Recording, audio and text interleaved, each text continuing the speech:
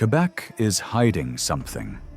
Nobody talks about, everyone knows about poutine, hockey, and Montreal bagels. The picturesque old Quebec city, with its cobblestone streets and the Chateau Frontenac overlooking the St. Lawrence River. The charming French cafes in Plateau Mont-Royal and the European vibe that makes tourists feel like they've landed in Paris without crossing the Atlantic. Travel magazines rank Quebec City as one of the most beautiful cities in North America. Montreal gets praised for its cultural festivals, its bilingual charm, its historic architecture. But beneath that postcard image, Quebec has been hiding some of the darkest, most controversial policies and historical events in Canadian history. Things that make international headlines when they leak out, but somehow get buried again within weeks. Scandals that would trigger months of outrage in other provinces, but barely register in Quebec's news cycle. Policies that human rights organizations condemn, but that the provincial government defends with surprising aggression. We're talking about a province that literally named a town after a deadly carcinogen and kept mining it for decades after the world knew it killed people. A province with language police that can fine you for using the wrong words on your business sign. A province that falsely labeled thousands of healthy children as mentally ill to collect more government money. A province that flooded an area the size of Lake Erie and poisoned the water with mercury. A province that arrested hundreds of innocent people under martial law for their political beliefs. A province that banned teachers from wearing religious symbols and used constitutional loopholes to override human rights protections. And a province drowning in debt, but pretending the crisis doesn't exist. These are 7 things Quebec is hiding that nobody talks about. Number 7. The town that poisoned its own people for profit. For over a century, there was a town in Quebec literally named Asbestos. Not metaphorically, not as a nickname. The official name on every map, every road sign, every birth certificate was Asbestos, Quebec. Founded in 1899, the town sat on top of one of the world's largest asbestos deposits. And the Jeffrey Mine, there was the biggest asbestos mine on the planet, producing over half the world's chrysotile asbestos at its peak. By the 1970s, the medical evidence was overwhelming. Asbestos caused lung cancer, mesothelioma, asbestosis, and fatal respiratory diseases. The United States started implementing strict regulations. European countries began banning it. But Quebec kept mining. Not just mining. Aggressively defending the industry. The provincial government funded research programs to prove that Quebec asbestos was somehow safer than other types. It wasn't. Asbestos kills regardless of variety. Quebec lobbied against international bans, sending delegations to convince countries that Canadian asbestos was safe. Workers in the Jeffrey Mine operated massive equipment in an open pit that eventually stretched over a mile wide and 1,500 feet deep. The mine operated in the middle of town. Houses sat within hundreds of meters of the pit edge. Asbestos dust covered everything. Cars, playgrounds, schools. Children played in contaminated dirt. Workers brought dust home on their clothes, exposing their families. The town's economy depended entirely on this deadly mineral. When workers started dying of lung disease in their 40s and 50s, the mining company Johns Manville and the Quebec government downplayed the risks. They blamed smoking. They suggested genetic factors. Everything except acknowledging that breathing asbestos dust for 30 years might be the problem. It took until 2012 for Canada to finally ban asbestos use. The Jeffrey Mine closed after operating for 130 years. By then, over 100,000 Canadians had died from asbestos-related diseases. Here's the darkest part. Even after the mine closed, Quebec continued exporting asbestos to developing countries until the final ban. Between 2012 and 2018, Canadian companies shipped over 200,000 tons of asbestos to countries like India and Indonesia, knowing exactly what it would do to workers there. They exported death for profit. The town finally changed its name to Val des Sources in 2020, 121 years after naming itself after a carcinogen. 70 years too late for the thousands who died mining the very mineral the town celebrated in its name. The Jeffrey Mine Pit remains, a massive scar in the earth visible from space, a permanent reminder of the century Quebec spent poisoning people for money. Number 6. The language police that can fine you for saying hello wrong. Quebec has an entire government agency dedicated to enforcing French language laws. It's called the Office Québécois de la Langue Française, and it has the power to investigate businesses, issue fines, and force compliance with language regulations that sound dystopian.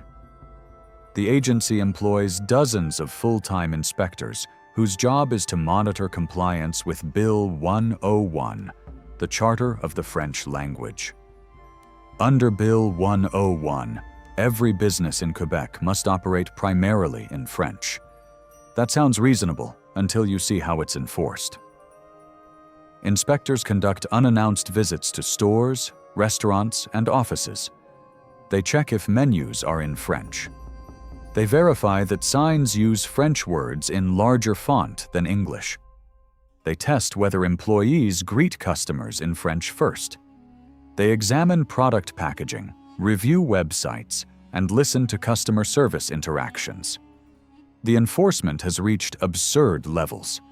In 2013, a pasta restaurant in Montreal called Buonanotte was investigated because their menu used Italian words like pasta instead of the French pâtes. The language office sent them a letter demanding they add French translations or remove the Italian terms. The owner argued that Italian words for Italian food made sense. The language office disagreed. An optometry clinic got reported for using the English words eye test on their website. A hardware store faced fines because the word Wi-Fi appeared on a product package without French translation. The store owner pointed out that Wi-Fi is Wi-Fi in French too. The language office insisted on Internet sans fil. A pet store in Montreal received a violation notice for selling dog toys with English-only packaging. The store was told to get French packaging or stop selling the products. A toy store got investigated for displaying Lego sets with English instructions visible. A fashion boutique was reported for having the word push on the door handle instead of pousser. The language office receives complaints from citizens who report businesses for violations. In 2013 alone, they received over 4,000 complaints. Many come from language activists who hunt for violations. They walk into stores with cameras and recording devices, trying to catch employees greeting them in English or displaying non-compliant signage. Some activists maintain online lists of offending businesses. Others organize social media campaigns targeting stores they perceive as too English. The message is clear. In Quebec, the language you speak isn't just a choice. It's a law you can break.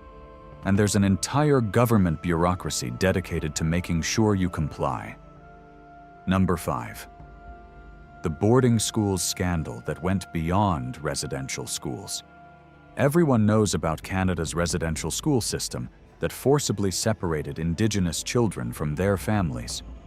But fewer people know about Quebec's Duplessis orphans, a scandal that involved tens of thousands of children who weren't even orphans. From the 1940s through the 1960s, Quebec Premier Maurice Duplessis ran a system where the provincial government collaborated with the Catholic Church to falsely label children as mentally ill. Why? because the federal government paid more money for psychiatric patients than for orphans in institutional care.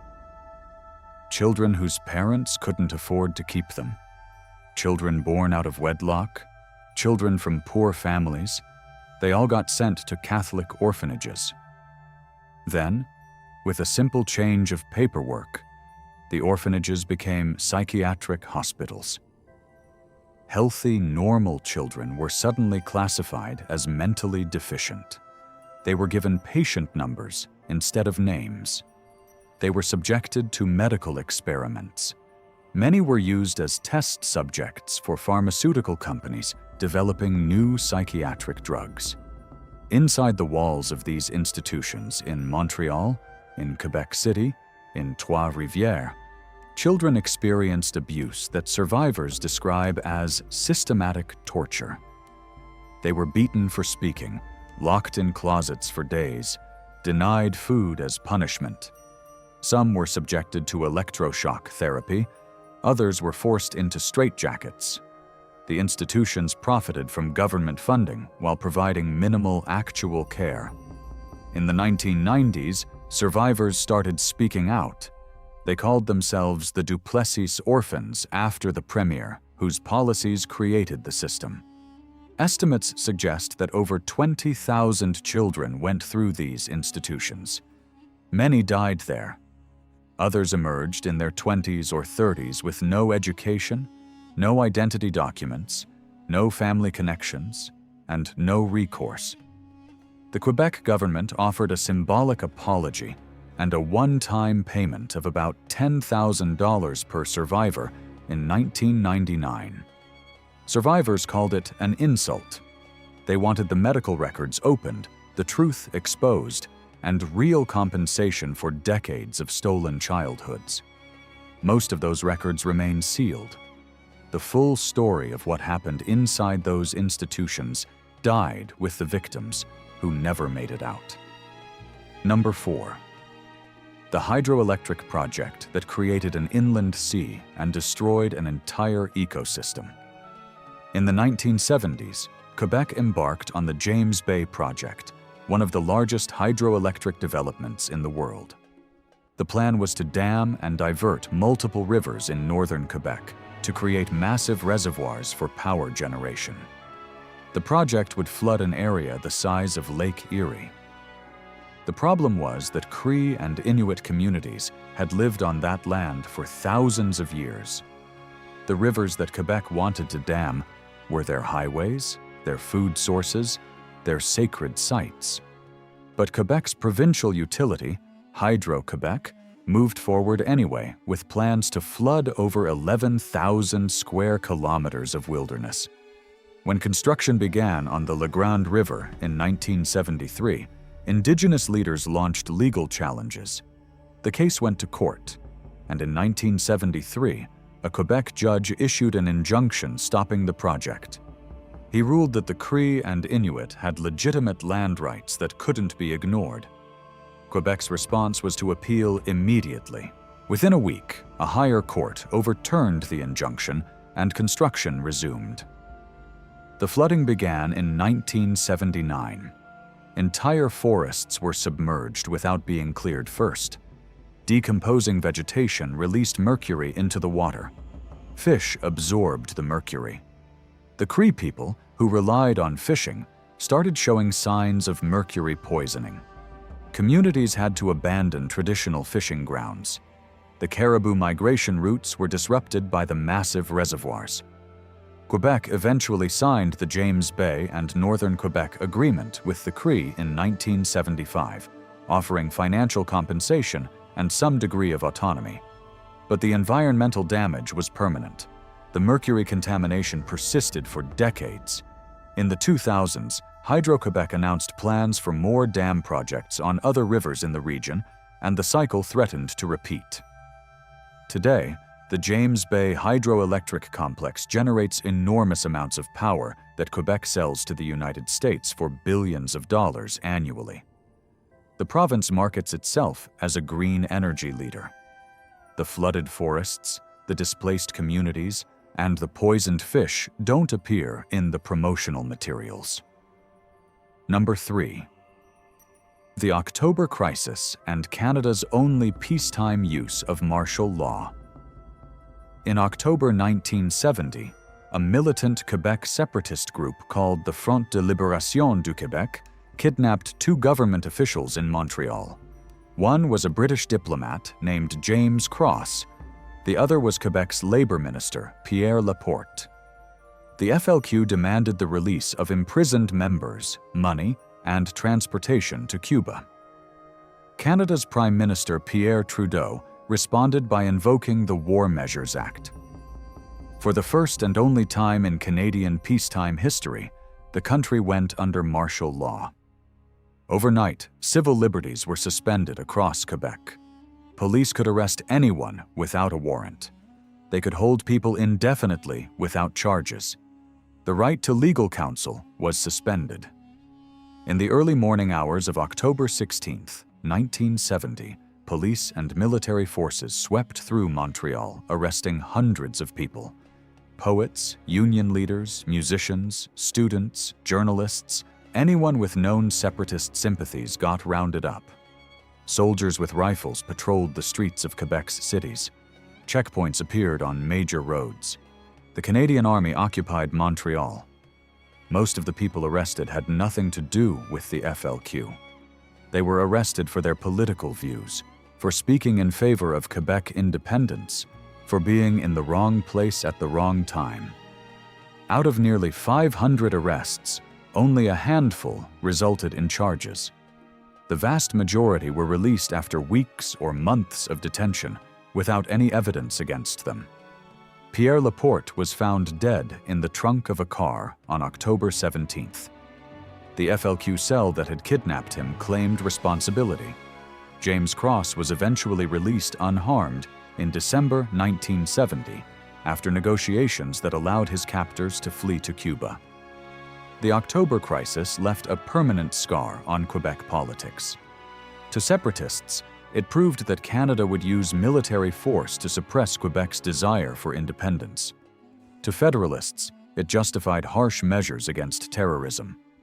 But the hundreds of innocent people who got arrested, interrogated, and imprisoned during those weeks got no apology. The War Measures Act gave the government unlimited power, and that power was used to intimidate an entire political movement. Number 2. Bill 21 and the law that fired teachers for wearing hijabs. In 2019, Quebec passed Bill 21, officially called an Act respecting the laïcité of the state. The law bans public sector workers in positions of authority from wearing religious symbols while at work. That includes teachers, police officers, judges, and government lawyers.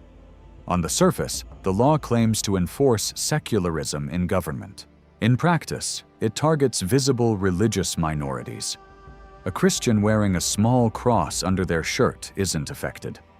A Sikh man with a turban, a Muslim woman with a hijab, a Jewish man with a kippah. They can't work in those professions unless they remove their religious symbols. Within months of the law passing, teachers across Quebec faced a choice: give up your religious identity or give up your career. In Montreal, several Muslim teachers who had worn hijabs for years were reassigned to non-teaching positions. Others quit rather than violate their religious beliefs.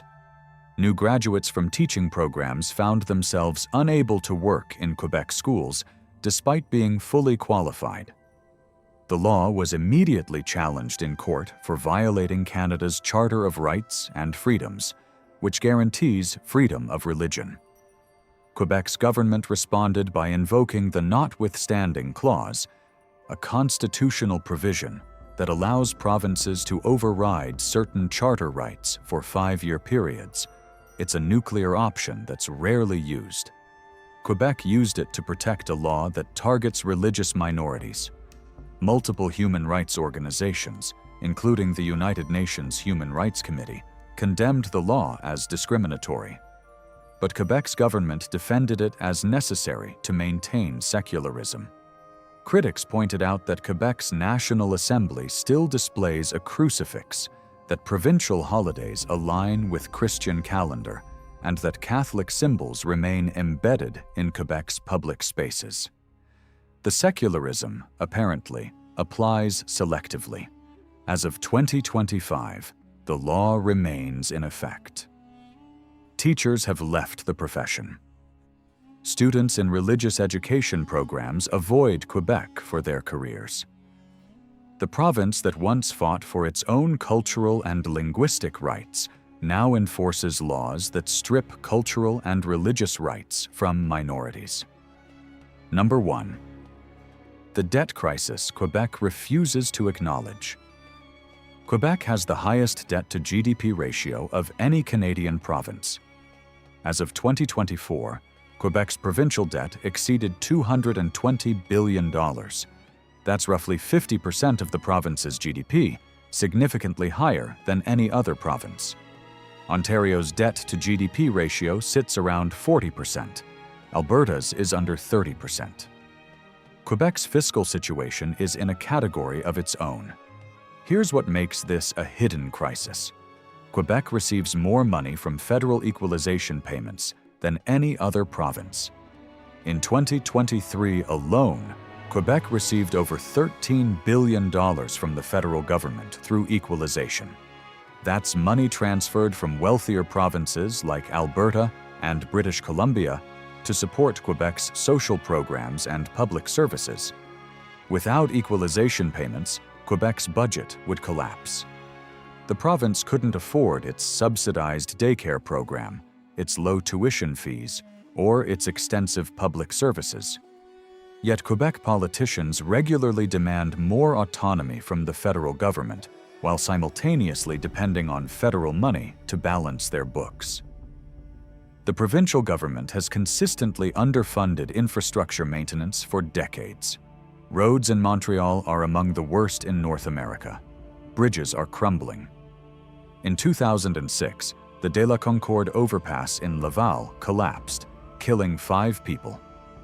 Investigations revealed that the structure had been deteriorating for years with minimal maintenance. That collapse wasn't an isolated incident. It was a symptom of systemic underfunding across Quebec's infrastructure.